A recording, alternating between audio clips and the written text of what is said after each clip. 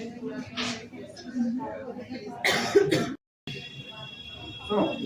कल existence theorem हुई थी।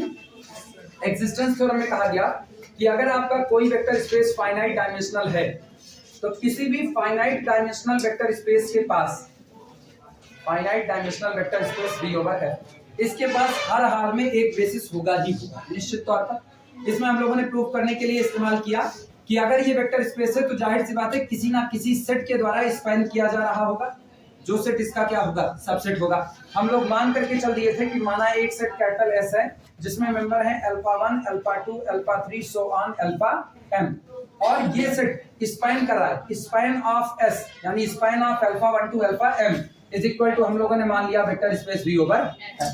अगर ये पूरा का पूरा सेट Li होता तो स्पैन तो कर ही रहा था, स्पैन है Li है, सॉरी स्पैन कर रहा है Li है, बेसिस हो गया। लेकिन अगर ये Li ना होता तो निश्चित तौर पर इसमें कम से कम कोई एक वेक्टर होता जो बाकी मौजूद वेक्टर के लीनियर कॉम्बिनेशन में लिखा जा सकता था। हम लोगों ने कहा माना वो वेक्टर कौन है, अल्फा के, तो हमने धीमे से अल्फा के को रिमूव कर दिया। अल्फा के को रिमूव होने के बाद स्पैन की प्रॉपर्टी पर कोई असर नहीं पड़ेगा, क्योंकि आपने जिसको रिमूव किया है वो खुद कौन था, डिपेंडेंट था, यानी जो लोग मौजूद थे वो लोग उसको कभी भी जनरेट कर सकते थे, तो उसके निकलने से आपके स्पेलिंग पर कोई प्रभाव नहीं पड़ेगा। तो जो नया वाला सेट बना था उसको हमने कहा था क्या, S1।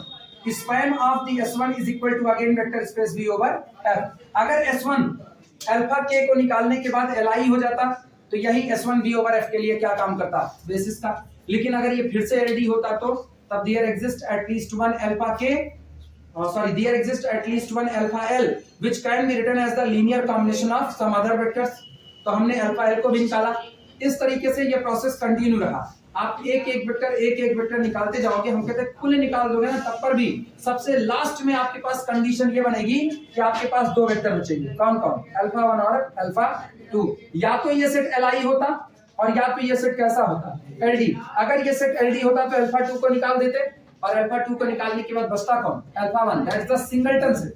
सिंगलटन सेट वो भी नॉन जीरो वेक्टर के साथ हमेशा कैसा होता है, Li। स्पैन तो करता ही करता, आज की तारीख में क्या हो जाता है, Li है, स्पैन कर रहा है, तो यही V ओवर F के लिए क्या काम करता, बेसिस का। और उस दिन V ओवर F की डायमेंशन कितनी हो जाती, 1, वो एक लाइन बन जाता। क्लियर था। ये थी एग्जिस्टेंस की थ्योरम। इसी थ्योरम को दूसरे तरीके से भी पूछा जा सकता है। स्टेटमेंट जो हमने कल लिखवाया था उस स्टेटमेंट कहा था every finite dimensional vector space has a basis. सीधा सीधा एकदम स्ट्रेट फॉरवर्ड स्टेटमेंट है कि अगर आपका कोई भी vector space V over F दिया गया है तो उस वेक्टर स्पेस के पास अपना बेसिस होगा ही होगा। तय हो। इसको दूसरे तरीके से पूछा जा सकता है, वो तरीका ये होता है if a set capital S span V over F then there must exist a subset of capital S। तब यहां पर इसी कैपिटल S का एक सबसेट ऐसा जरूर होगा which is the basis for V over F, जो V over F के लिए किसका काम करे, बेसिस का। वापस सुनना, एक ही थ्योरम को दो तरह से पूछा जा सकता है। अगला स्टेटमेंट ये है if linear span of S is equal to capital V where capital S is the subset of vector space V over F then there exists a subset of capital S which is basis for V over F। तब यहां पर capital S का एक subset जरूर होगा जो V over F के लिए किसका काम करेगा, बेसिस का। क्या हमने यहाँ पर प्रॉपर या इम्प्रॉपर जैसी कोई बात कही है, नहीं। अगर कैपिटल S खुद Li हो जाता तो कोई भी सेट अपना खुद का सबसेट होता है कि नहीं होता। तो इसका मतलब S खुद का सबसेट है और लो एक सबसेट एग्जिस्ट कर गया जो V के लिए किसका काम कर रहा है, बेसिस का। और अगर कैपिटल S LD होता तो कैपिटल S LD होता तो कोई एक वेक्टर होता जो बाकी लोगों के लीनियर कॉम्बिनेशन में आता, तो हम क्या करते, उस एक वेक्टर को रिमूव कर देते। सोचो हमने मिलाया नहीं, रिमूव किया। रिमूव करने के बाद जो नया सेट बना वो पुराने वाले का ही सबसेट बना कि नहीं बना। कैपिटल S हमारे पास दिया गया है alpha 1, alpha 2, alpha 3 so on alpha n, और हम कह रहे हैं ये सेट कैसा है, LD है। अगर ये LD है तो चलो इसमें से धीमे से अल्फा 1 को निकाल दिए। अल्फा 1 को निकालने के बाद जो नया सेट S1 बन रहा है उसके मेंबर कौन है, अल्फा 2, अल्फा 3 से लेकर के कहां तक, अल्फा m। इस सेट के पास जितने मेंबर हैं पुराने के पास मौजूद थे कि नहीं थे, लेकिन पुराने के पास एक मेंबर था जो इसके पास मौजूद नहीं है। कौन किसका सबसेट हुआ, S1 be the subset of capital S। अगर S1 Li है तो स्पैन करेगा किसको, V ओवर F को, और निश्चित तौर पे V ओवर F के लिए क्या काम कर गया, बेसिस का। तो कैपिटल S का एक सबसेट आ गया जो उसके लिए किसका काम करा, बेसिस का। अगर ये S1 भी कैसा हो जाता है, LD हो जाता, तो इसका मतलब कोई एक वेक्टर फिर निकाल दिया जाता। सोचो आप जब निकाल रहे हो बाकी बचे वेक्टर पुराने वाले ही सेट के हैं कि नहीं है, और सब कहां से आ रहे हैं, S से। तो आपको S का ऐसा सबसेट जरूर मिलेगा जो आपके vector space V over F के लिए किसका काम करेगा, बेसिस का काम करेगा। तो एक ही थ्योरम का दो स्टेटमेंट। एक स्टेटमेंट सीधे कहता है कि अगर आपका वेक्टर स्पेस फाइनाइट डायमेंशनल है तो उसके पास एक बेसिस जरूर होगा ही होगा, सीधा statement, that's the existence of basis, इसीलिए नाम दिया गया एग्जिस्टेंस थ्योरम। दूसरा कहता है अगर आपका वेक्टर स्पेस फाइनाइट डायमेंशनल है और कोई दिया गया सेट कैपिटल S आपके वेक्टर स्पेस को स्पैन कर रहा है, तो ऐसी तारीख में निश्चित तौर पर उसका एक सबसेट जरूर होगा जो सबसेट V ओवर F के लिए किसका काम करेगा, बेसिस का काम करेगा। क्लियर है ये बातें। दूसरा स्टेटमेंट लिखना सेकेंड स्टेटमेंट पे लिखना, the above theorem may also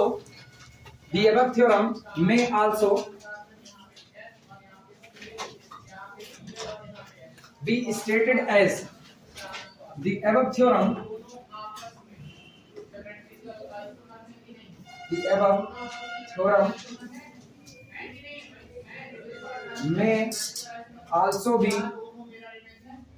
may also be stated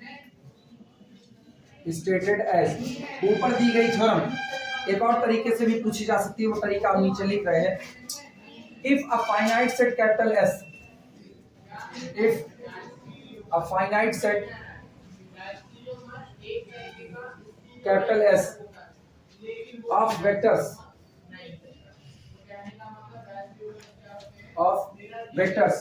span a finite dimensional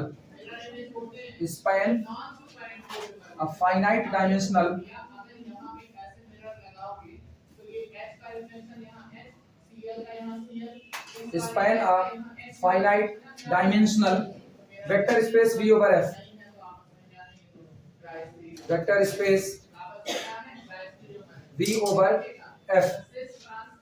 अभी तुम लोगों को उतनी समझ नहीं इसलिए हम पूरी बात लिख रहे हैं, अदरवाइज ना जब हम केवल और केवल इतनी बात लिख दें, if a finite set capital S of vector span a vector space V over F, तो तय हो गया वेक्टर स्पेस की डायमेंशन कैसी है, फाइनाइट। क्योंकि अगर वेक्टर स्पेस की डायमेंशन इनफाइनाइट होती तो उसको स्पैन करने के लिए जरूरत भी किसकी पड़ती, इनफाइनाइट सेट की पड़ती। तो ये बात जो लिखी गई ना केवल तुमको गड़बड़ी ना हो इसलिए लिखी गई।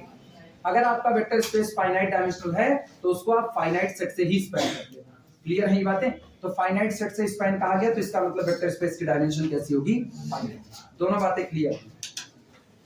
If a finite set capital S of vector span a finite dimensional vector space V over F, then तब ऐसे मामलों में then there exist यहीं पर मौजूद होगा, then there exist a subset of S, then there exists a subset of capital S।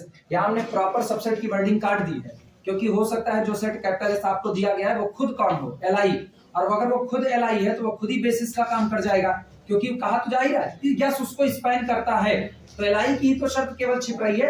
अगर Li भी हो गया, स्पैन भी कर गया तो बेसिस का काम तो कर गया। तो कैपिटल S खुद का प्रॉपर सबसेट नहीं होता, वो इम्प्रॉपर होता है। कोई भी सेट अपना खुद का इम्प्रॉपर सबसेट कहता है, प्रॉपर नहीं कहा जाता। प्रॉपर का मतलब होता है एकदम छोटा ही होगा, यानी एक मेंबर आपके अंदर ऐसा जरूर है जो बड़े वाले सेट में, एक मेंबर आपके अंदर ऐसा नहीं है जो बड़े वाले सेट में बिलोंग कर रहा है। There exists a subset of capital S which form, जो बनाता है, which form a basis of capital V, जो आपके दिए गए वेक्टर स्पेस कैपिटल V के लिए बेसिस बनाता है। नोट करो, अगली हेडिंग डाल देना, इनवेरिएंस थ्योरम, मोस्ट इंपॉर्टेंट।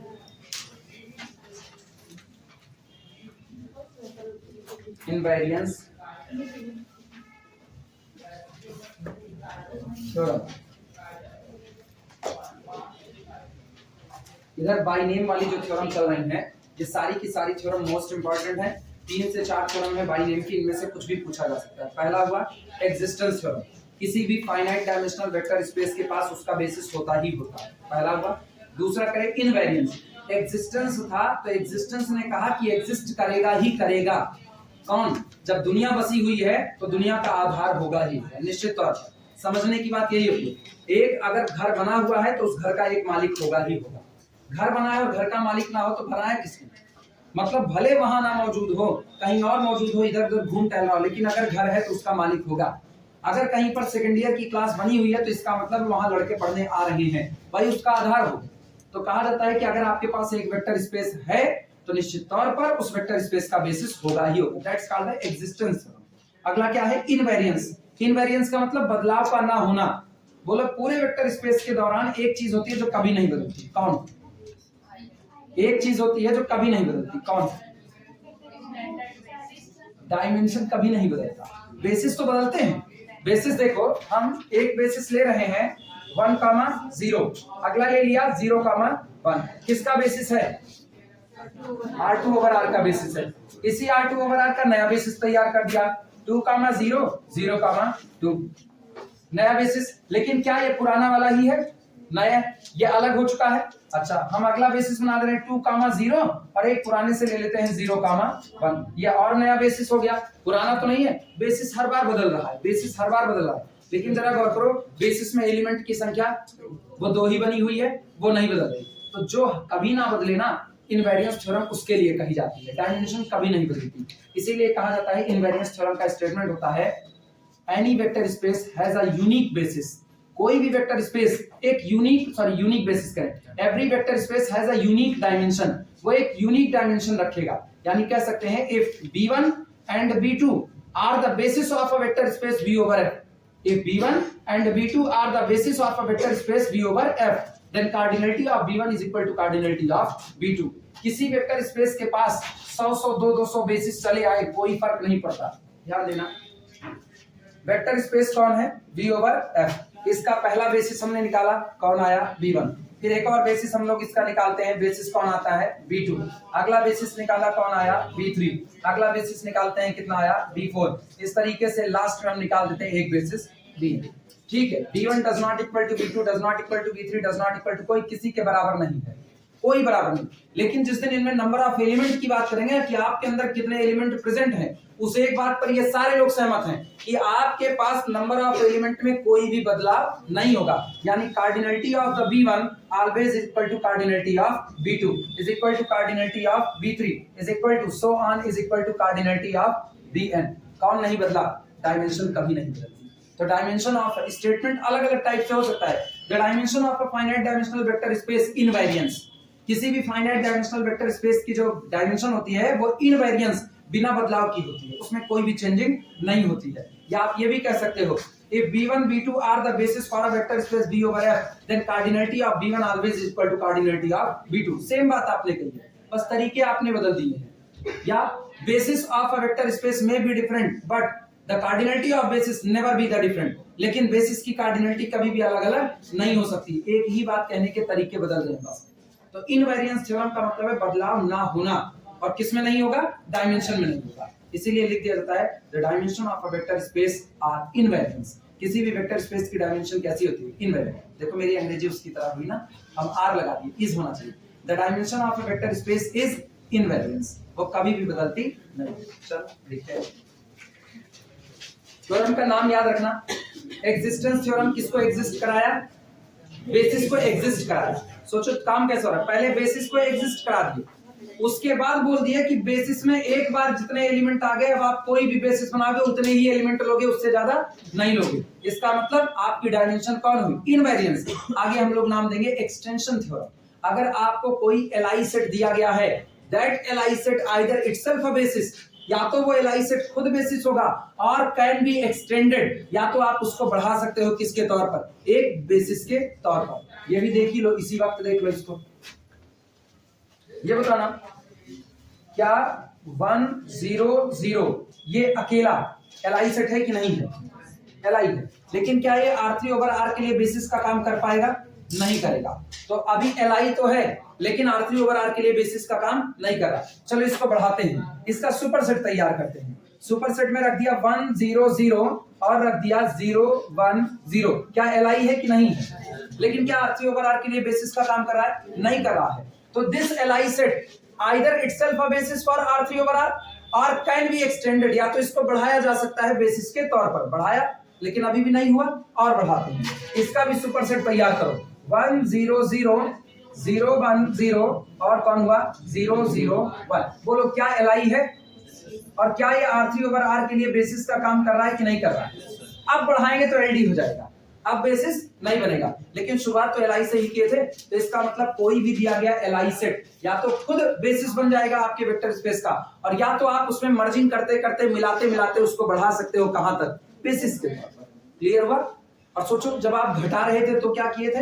घटाते वक्त काम अलग था। घटाते वक्त हम पहले स्पैन की गारंटी दे देंगे। If a linearly dependent set span a vector space V over F, अगर एक डिपेंडेंट सेट किसी वेक्टर स्पेस को पूरा पूरा बनाने का दमखम रखता है तो आप उसको घटा करके उसमें से एलिमेंट की छटनी करके आप बेसिस बना सकते हो।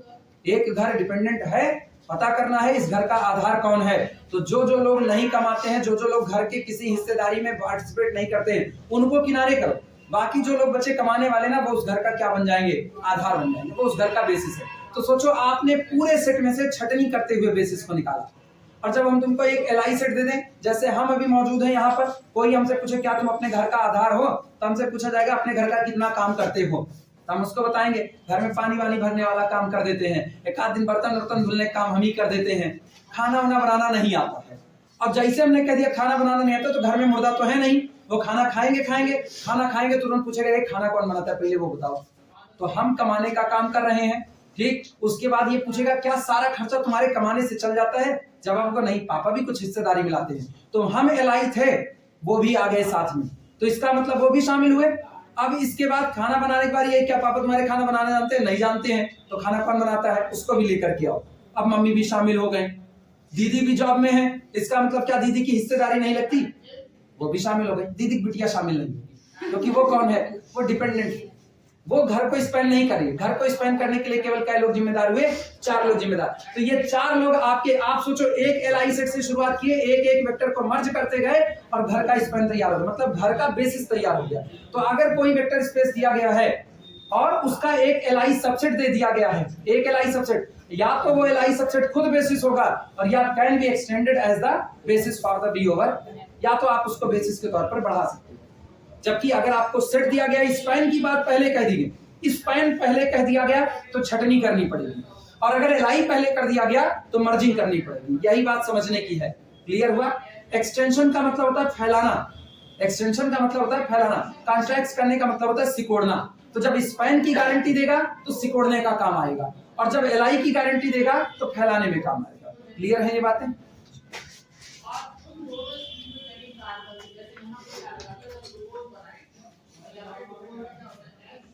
इनवेरिएंस थ्योरम का स्टेटमेंट लिखना, any two basis of a vector space, any two basis कोई भी आप ले सकते हो, एनी टू बेसिस ऑफ, आपकी बेसिस मत लिखना, 2 की बात कर रहा है तो बेसिस लिखा जाएगा। Any two basis of vector space, any two basis of vector space V over F have the same number of element, have the same number of elements, have the same number of elements, या इसी को दूसरी भाषा में कहा जाए तो और अथवा dimension of a vector space, dimension capital से, dimension of a vector space, of a vector space is invariance, dimension of a vector space is invariance. किसी वेक्टर स्पेस की डायमेंशन कभी भी बदलती नहीं है, इसी को ऐसा भी लिखा जाता है। और अथवा जाने सब रहो कौन क्या पूछेगा, भगवान मालिक है। Dimension of a vector space dimension of a vector space is unique, अद्वितीय, इसके जैसा कोई और नहीं हो सकता है।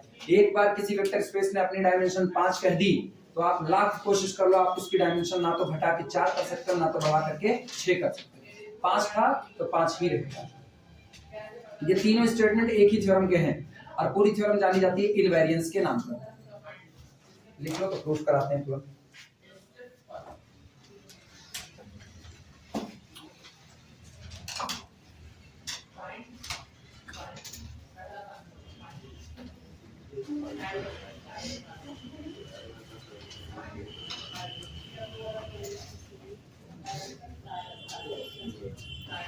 पता है हम तुमको सबसे आसान वाला प्रूफ देंगे। इसका एक प्रूफ किताब में पढ़ना, वो हो सकता है टफ मिले।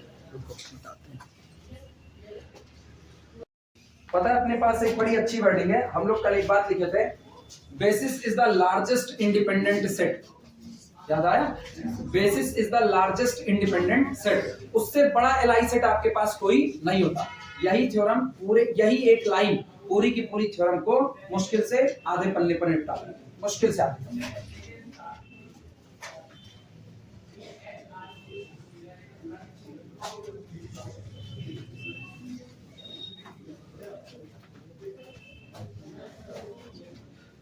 चलो किसी वेक्टर स्पेस के लिए लिखना मत, पहले समझ लो।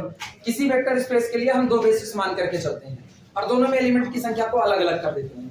मान लिया पॉसिबल है दोनों की संख्या अलग अलग है, तो हम पहला बेसिस मान रहे हैं। मान लिया मेन वेक्टर स्पेस कौन है? V ओवर F है, और इसका पहला बेसिस मान रहे हैं।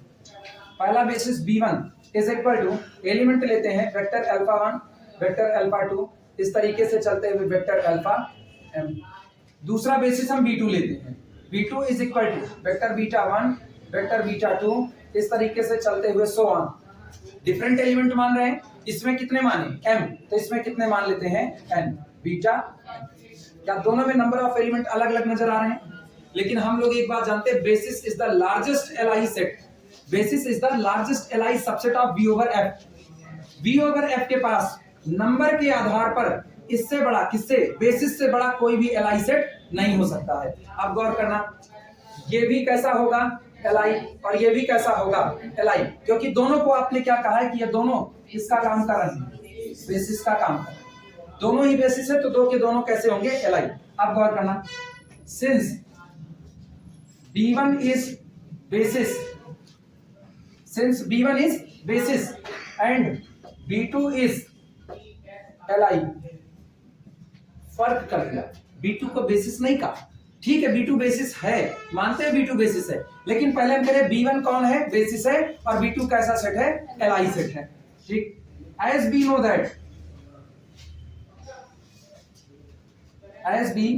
that basis is largest Li subset. हम जानते हैं जो आपका बेसिस होता है वो सबसे बड़ा एलआई सबसेट होता है। यानी कोई भी सेट अगर फिर खुद को एलआई कह रहा है, उसी वेक्टर स्पेस में कोई सेट अगर फिर खुद को एलआई कह रहा है, तो ज्यादा से ज्यादा उसकी कार्डिनलिटी बेसिस के बराबर हो सकती है, और या तो बेसिस से कम रहेगी, पार तो नहीं कर सकती है, because basis is the largest LI subset. तो इसका मतलब cardinality of the B1 is confirmly greater than और equal to the cardinality of the कितना? B2, क्योंकि B2 कौन है?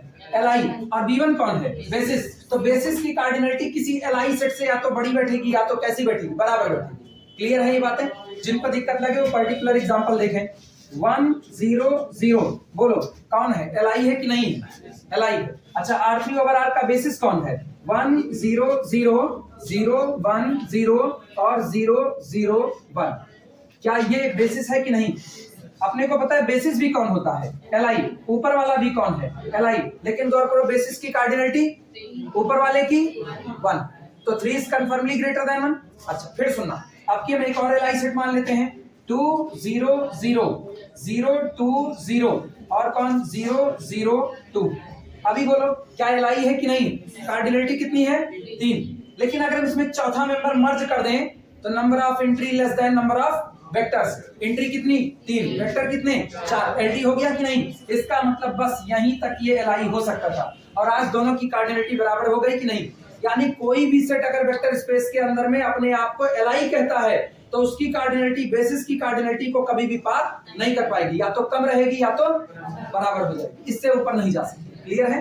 तो इसका मतलब हम लोग एक बात ये बड़े साफ सुथरे तौर पर लिख सकते हैं कि this implies that the cardinality of the basis is either greater than or equal to cardinality of the LI set. पढ़ने का तरीका ही बदल दो, cardinality of the basis is greater than और equal to cardinality of the LI set. सही है गलत? अब की बात सुनो, अब पूरा ना एक साथ वक्त जज्बात दोनों बदल दो, इधर उधर अदला बदली कर दो। B2 कौन है? B2 is basis, B2 is basis and B1 is Li, B1 is Li। फिर वही बात है, बेसिस लार्जेस्ट Li सबसेट है। अगर बेसिस लार्जेस्ट Li सबसेट है तो इसका मतलब है बेसिस की कार्डिनलिटी B1 की कार्डिनलिटी से या तो बड़ी बैठेगी या तो बराबर। तो हमको यहाँ से मिलता है this implies that cardinality of the B2 is greater than or equal to cardinality of the B1। सही है गलत? लिख सकते हैं। ये आपके पास है इक्वेशन नंबर 1, ये है इक्वेशन नंबर 2। बोलो इक्वेशन 1 और 2 से कार्डिनलिटी ऑफ B1 बराबर कार्डिनलिटी ऑफ B2, खत्म proof. From 1 and 2 cardinality of B1 बराबर कार्डिनलिटी ऑफ B2। और ये बताओ कार्डिनलिटी ऑफ B1 कितना और इसकी कितनी? n। अच्छा ये छोड़ दीजिए वहीं पर, धन्यवाद। इसका मतलब आपने दो अलग अलग बेसिस माने, लेकिन दोनों बेसिस में नंबर ऑफ एलिमेंट आपस में कैसे हो गए? सेम। इसीलिए कहा जाता है किसी भी वेक्टर स्पेस की डायमेंशन कभी भी बदलती नहीं है। आसान है, निपटा दें इसी से ना। उसमें करेंगे ना तो उसमें एक एक वेक्टर अदला बदली करनी पड़ती है। हम करते क्या है ना, यहाँ से एक वेक्टर चुनेंगे B1 को, B1 can be written as the linear combination of basis element, तो B1 को इसमें मर्ज करेंगे, इसमें मर्ज करेंगे। सोचना कॉम्प्लिकेटेड है, हम लोगों को ऐसी बड़ी कॉम्प्लिकेटेड थ्योरम पढ़नी है आगे चल करके। आगे जो एक्सटेंशन करवाएंगे ना वही बवाल वाला काम होगा, एक एक मिलाते जाएंगे, एक एक मिलाते जाएंगे। वही इसमें भी ध्यान देना, ये और ये दो बेसिस मान लिया। अगर ये बेसिस है, अगर ये बेसिस है तो ये बताओ यहाँ के मेंबर किसके हैं? वेक्टर स्पेस के मेंबर हैं। वेक्टर स्पेस का member can be written as the linear combination of the basis element. तो आप क्या करोगे? Alpha 1 can be written as the this, लिख दिया। तो आपको जो नया सेट मिला, नया सेट क्या बनाते हैं? नया सेट अल्फा 1 को मर्ज कर देते हैं किसमें? बीटा 1 में, बीटा 2 में, बीटा 3 में और सो ऑन कितना? बीटा n में। मर्ज कर दिया। अब गौर करना, मर्ज करते ही there exist one vector which can be written as the linear combination of other vector. क्या ये सेट डिपेंडेंट हो गया कि नहीं? डिपेंडेंट हो गया। A dependent set either itself a basis और its subset becomes the basis. यही होता है। याद करो, डिपेंडेंट को एलाई करने के लिए, इंडिपेंडेंट करने के लिए आप रिमूव करते हो। याद आया? और कल की वर्डिंग याद करो, आप ये तोहमत अल्फा 1 के ऊपर नहीं जोड़ सकते कि तुम्हारी वजह से डिपेंडेंसी आई, कि जोड़ दोगे? आप ये कह सकते हो कि अल्फा 1 को मिलाया इसीलिए डिपेंडेंसी आई। ठीक है, आपको पता है अल्फा 1 को आपने मिलाया इसलिए डिपेंडेंसी आई, लेकिन अल्फा 1 के मिलने के बाद उसको अपने लीनियर कॉम्बिनेशन में शामिल करने के लिए जिम्मेदार कौन है? बीटा 1, बीटा 2, बीटा n, ये लोग जिम्मेदार हैं।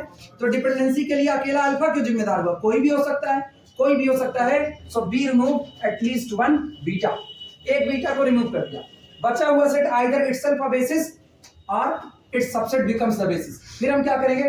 फिर एक अल्फा 2 को उठाएंगे, इसमें मर्ज करेंगे, फिर मर्ज किया, फिर ये डिपेंडेंट बन गया, फिर ये लोग लीनियर कॉम्बिनेशन में लिखे जा सकते हैं। फिर किसको रिमूव करेंगे?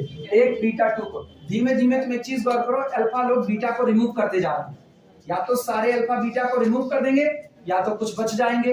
तो आपको पहली कंडीशन यहां से मिलेगी m less than or equal to m। फिर आप सारा प्रोसेस पलट दोगे, do same process from beta 2 to beta 1। मतलब अब यहां से अल्फा गायब करके क्या मिला रहे हो? बीटा मिला रहे हो। और उसके बाद फिर आप कहते हो n less than or equal to m। और इतनी कहानी कहने के बाद कहोगे m बराबर कितना? इतनी कहानी कहने के बाद कहोगे। एक लंबा प्रोसेस लिखना पड़ेगा। ये किताब का प्रूफ है। आई बात समझ में? तो हम किताब वाला प्रूफ नहीं करवा रहे हैं, क्योंकि ये भी प्रूफ वही है, वो भी वही है, और दोनों बातें सेम टू सेम है। क्लियर हुआ? या चलो आज इसको लिख लेते हैं, कल किताब वाला भी लिखा देंगे। ठीक है? नहीं किताब वाला तुम लोग कहोगे किताब वाला नहीं करवा, एग्जाम में तो यही पूछा जाएगा। ऐसा कुछ नहीं। एग्जाम में एक थ्योरम पूछ जाएगी, थ्योरम का प्रूफ आपके ऊपर है। एक थ्योरम के 2 से ज्यादा प्रूफ हो सकते हैं, 1 से ज्यादा प्रूफ हो सकते हैं। आप किसी भी प्रूफ को लिखो, नंबर तुमको उतना ही मिलेगा। आई बात समझ में? अपने दोनों तरफा काम कर रहे हैं, सबके लिए आसान हो। इसको लिखना है, आप लिखाएंगे इसको। चलो भैया प्रूफ लिखते हैं, लिखना लेट प्रूफ में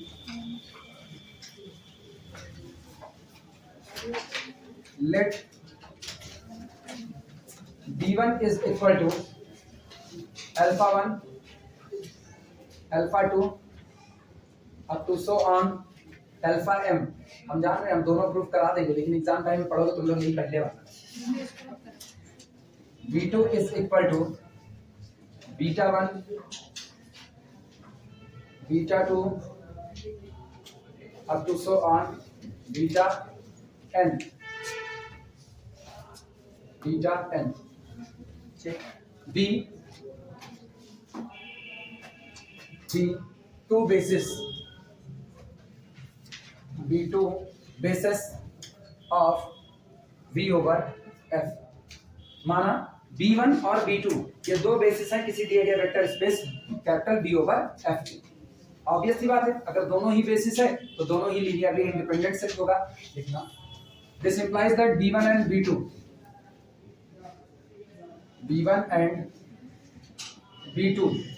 ठीक both are लीनियरली इंडिपेंडेंट। साफ तौर पर B1 और B2 दोनों बेसिस हैं, तो बेसिस सबसे पहली गारंटी होती है, सॉरी बेसिस अगर आपने किसी को कह दिया ना तो गारंटी उसको क्या होना पड़ेगा, LI, क्योंकि LD लोग आधार का काम नहीं कर सकते हैं। अच्छा कभी ये सोच पाए तुम लोग कि बेसिस के एलिमेंट ही पूरे वेक्टर स्पेस को बना रहे हैं, बेसिस के एलिमेंट ही पूरे वेक्टर स्पेस को जनरेट कर रहे हैं। ये बात रियल लाइफ में भी तो नजर आती है। रियल लाइफ में एक कॉलेज को स्पैन करना है तो एक कॉलेज का स्पैन कौन होता है, कॉलेज की बॉडी कौन होगी, सारे टीचर्स हो गए, प्रिंसिपल हो गया। अब तुम लोग ये नहीं कह सकते हो कि टीचर्स की सैलरी प्रिंसिपल देता है, प्रबंधक देते हैं, तो सब डिपेंडेंसी आ गई। वो ठीक है, रियल लाइफ में इंडिपेंडेंट आदमी जिंदा ही नहीं रह सकता। रियल लाइफ में इंडिपेंडेंट आदमी जिंदा नहीं रह सकता। तुम कह रहे हो ना तुम इंडिपेंडेंट हो, अरे तुम जिस कंपनी में जॉब करते हो उस कंपनी के ऊपर तुम डिपेंडेंट हो, कहां से इंडिपेंडेंसी आएगी। कोई ये कह दे नहीं हम सब छोड़ करके सन्यासी हो गए, साधु संत हो गए, हम घूम टहल रहे, तब भी तो इंडिपेंडेंट नहीं हो। सांस लेना बंद कर दो तब इंडिपेंडेंट हो। मुर्दा इंडिपेंडेंट है, कोई ले जाए ना ले जाए, पड़ा रहे, कोई फर्क नहीं पड़ता, इंडिपेंडेंट। हमरो खिलाफ ना ही बिगड़ो खिलाफ, एक बार में बात खत्म। जबकि जब तक आप जिंदा हो तब तक आप नेचर के ऊपर डिपेंड हो। नदी में बहता हुआ पानी ही पियोगे, लेकिन पियोगे तो कहीं ना कहीं हवा चल रही है, सांस तो लोगे, गर्मी लग रही है, बैठ करके गमछे से इधर उधर हाथ हवा हिलाओगे ही तो कुल मिला के आप हर तरीके से डिपेंडेंट हो। रियल लाइफ की सिचुएशन में इंडिपेंडेंसी नहीं आ सकती है, इसीलिए ना इंडिपेंडेंसी फ्रेम ऑफ रेफरेंस पर हो जाती है। आपका वातावरण कैसा, आपका फ्रेम ऑफ रेफरेंस, आप अब वक्त के हिसाब से अपने आप को इंडिपेंडेंट कहोगे। जैसे हम कहें तुमको पढ़ाने के लिए हम किसी पर डिपेंड नहीं, तुमको पढ़ाने के लिए वास्तविकता है, तुमको पढ़ाने के लिए हम किताब पर डिपेंड है, वास्तविकता है, लेकिन हम फ्रेम ऑफ रेफरेंस बदल दिए। अब मेरा सेंस क्या है, तुमको पढ़ाने के लिए मुझको किसी से पूछ के पढ़ना नहीं है कि सर हमको ये थ्योरम बता दीजिए, कल हमको वहां पढ़ाने जाना है, आज ये थ्योरम बताइए, कल वहां, इसको डिपेंडेंसी बोल दिया हमने। जबकि किताब के ऊपर कोई ये कहे तुमको पढ़ाने के लिए मुझको किसी से पूछना नहीं, अरे यार एक बार किताब तो देखते होगे, अच्छा ठीक है, तुम कह दे कोई हम बहुत सीनियर हो गए, 60 साल की एज हो गई, रिटायरमेंट की हो गई, हमको किताब नहीं देखना पड़ता। शुरुआत में तो किताब पढ़े थे, वो किताबिये वाला ज्ञान तो भर करके रखे हो, तुम जो आज बांच रहे हो वो पहले किसी ने कहा हुआ है, you are the spine of some other, तुम किसी ना किसी दूसरे के स्पाइन हो। हम तुमको पढ़ा रहे हैं, अब तुम किसी को पढ़ा सकते हो लीनियर अलजेब्रा, कल को पढ़ाने जाओगे तो डिपेंड तो मेरे ऊपर किए। तो सेम कंडीशन में आप रियल लाइफ में इंडिपेंडेंसी नहीं खो सकते हो। अब लोग कमाने को इंडिपेंडेंट बोलते हैं, जैसे कहते हैं ना लड़का क्या करता है, लड़का इंडिपेंडेंट है भैया, अपना खाता कमाता है। वास्तविकता में सैलरी के लिए कंपनी पर डिपेंड है। सैलरी कल को कोरोना टाइम में दिवालिया हो जाए, कहेगी जाओ, तो लड़का आप कह सकता है हम इंडिपेंडेंट है, हो गया डिपेंडेंट। लड़की अगर कमा रही है, रिश्ता तय होते वक्त कहा जाता है ना लड़की इंडिपेंडेंट है, किसी के ऊपर डिपेंडेंट नहीं, दुल्हा कमाए चाहे ना कमाए। नहीं, कैसे डिपेंडेंट नहीं, बिल्कुल डिपेंडेंट है। अपनी पढ़ाई के लिए पहले डिपेंडेंट हुई, उसके बाद जॉब कर रही है, सैलरी के लिए कंपनी पर डिपेंडेंट हुई, हर एक काम के लिए बिना मार्केट से बिस्किट खरीदे अपने घर में बना लेंगी, सामान तो लेना पड़ेगा कुछ ना कुछ, हर एक चीज के लिए आप डिपेंडेंट हो। इसीलिए कहा जाता है ना इंडिपेंडेंसी फ्रेम ऑफ रेफरेंस में देखी जाती है, कब रियल लाइफ की सिचुएशन में। ऐसे में आप ठीक है, आप कह देते हो 1 0 0 0 1 0 0 0 आपस में इंडिपेंडेंट है। सोचो आपस में इंडिपेंडेंट है, सेट को इंडिपेंडेंट कह रहे हो तो सेट को भी काट के कहां से लाए हो, वेक्टर स्पेस से।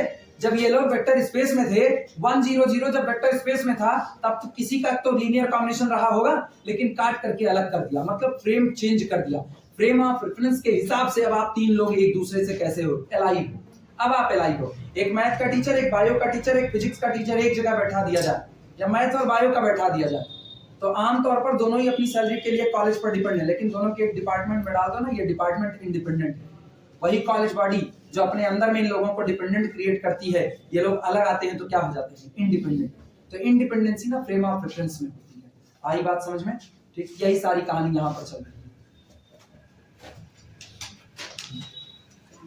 V1 and V2 are the both linearly independent। देखना, as we know that, जैसा कि हम जानते हैं, as we know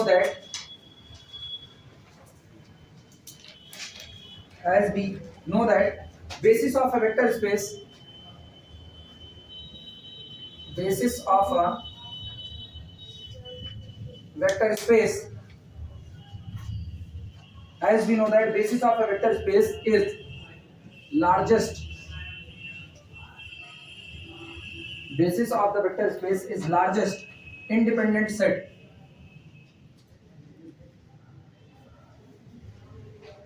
largest independent set. जैसा कि हम जानते हैं जो हमारा वेक्टर स्पेस का बेसिस होता है वो लार्जेस्ट इंडिपेंडेंट सेट होता है। यहाँ लार्जेस्ट का मतलब केवल किसके आधार पर है, कार्डिनलिटी के आधार पर। Largest independent set of vectors from V over F, from V over F। ठीक, यूजिंग दिस, इसी बात का इस्तेमाल करते हैं, यूजिंग दिस लिखना। किस हिसाब से लिखेंगे, B1 को क्या कहेंगे, बेसिस, और B2 को क्या कहेंगे, एलाई कहेंगे। Using this, B1 is basis and B2 is ally, B2 is linearly independent, gives, ये आपको देता है। सोचो B1 कौन है, basis is the largest L I से, और B2 कौन है, एलाई है। तो cardinality of B1 greater than or equal to cardinality of B2। Equation number पहला।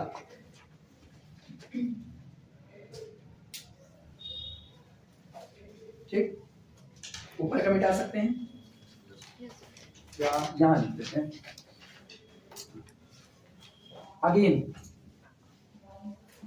Again, B2 is basis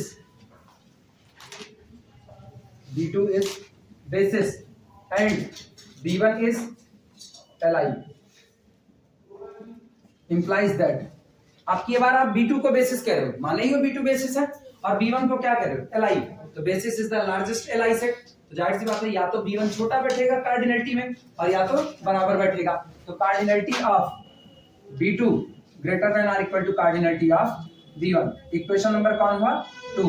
सामने इक्वेशन 1 है, सामने इक्वेशन 2 है, मर्ज कर दो एक में। From equation 1 and 2, from equation 1 and 2। कल हम दूसरा प्रूफ कराएंगे, पक्का कराएंगे, इसीलिए अभी हम आज कुछ नहीं और बताएंगे, इतने पर हम इसको रोकेंगे। कल दूसरा प्रूफ कराएंगे, दूसरा प्रूफ भी तुमको देखना जरूरी है। रीजन, एग्जाम में चाहे जो लिखो नंबर तुमको वही मिलने वाले हैं, अलग से नहीं मिलेंगे, लेकिन दूसरा प्रूफ जो होता है वो शुद्ध मैकेनिज्म है, ये रिजल्ट का इस्तेमाल करके प्रूफ किया गया। और दूसरा प्रूफ आपको मैकेनिज्म दिखा रहा है कि देख भैया दोनों बेसिस हैं, आप एक एक निकालते जाओगे ना, तब पर भी आप बेसिस से इतना नहीं निकाल सकते हो कि वो बेसिस ही ना रह जाए, तो आपको दोनों को बराबर रखना मजबूरी होगी। वो शुद्ध एनालिसिस का प्रूफ है, वो गंधौरा प्रूफ नहीं है। ये तो बस खाली भावनाओं में बह करके कह दिया जाता है कि नहीं हम लोग बड़े हो गए, समझदार हो गए। अरे समझदार हो गए तो बाप दादा छोड़ दोगे, वो बाप दादा है। ये रिजल्ट के इस्तेमाल से प्रूफ किया गया है, तो कल हम उस प्रूफ को करवाएंगे, अभी आज इससे नहीं करवाएंगे। फ्रॉम 1 एंड 2, 1 और 2 से कार्डिनलिटी ऑफ B1 बराबर कितना, cardinality of B2।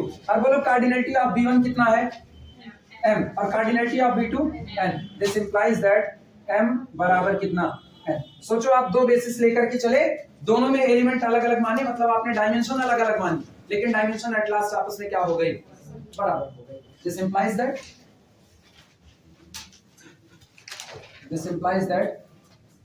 dimension of V over F is invariance, invariance और यूनिक, दोनों बातें एक ही हैं। जब आपके तो डायमेंशन बदल नहीं रही है, तब भी वही बात आपने कही है जो आपने ये कह के कही कि dimension of the vector space is unique. ये यूनिक,